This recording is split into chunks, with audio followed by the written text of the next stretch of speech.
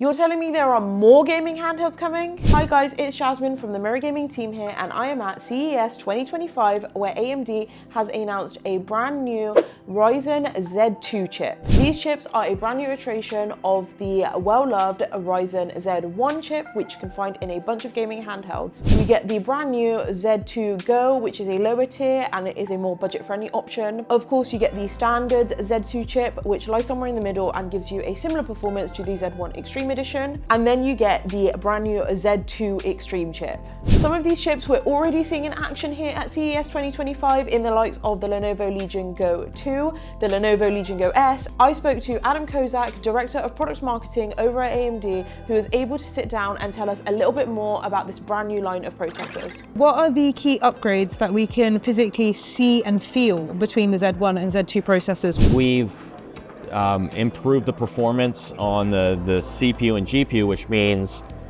the end customer is going to be able to play their games with higher performance. They'll be able to crank the settings up more. We've also improved the efficiency, so they'll be able to game longer without being plugged in.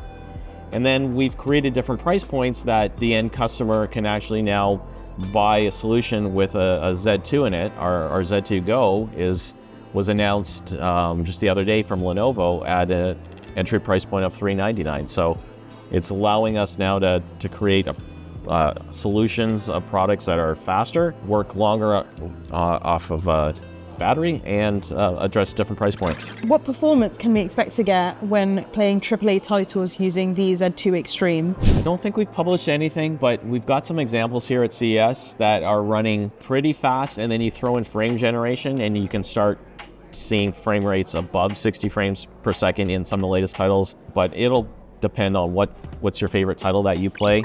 So the sort of like expected wattage of these chips is like 15 to 35, which is very similar to the previous set. Some are 15 to 35, the flagship's 13 to 35, the lower ones are 15 to 30, and it's really up to the partners. We give them that range to be able to design their battery size, their cooling, to meet whatever they want. At least the ones that I've been playing with, they like to use the full range for that full performance, especially when you're plugged in. As more sort of AAA titles hit the market and utilize the new chipsets, utilize the new lines of graphics cards that are coming out on like actual PCs rather than handhelds, do you think that the Z1 will sort of like stand the test of time? I think so. The Z1 has got a lot of great technologies that are much better than a lot of other handhelds that are out there, and because we have the Z2 as well with very similar capabilities, we have the Z2 Go with slightly lower capabilities, so the Z1 kind of fits in that whole stream anyways. How much more efficient can we expect the new processor to be? Well, we haven't released any specific numbers as of yet, but we do have technologies within, let's say, the Z2 Extreme,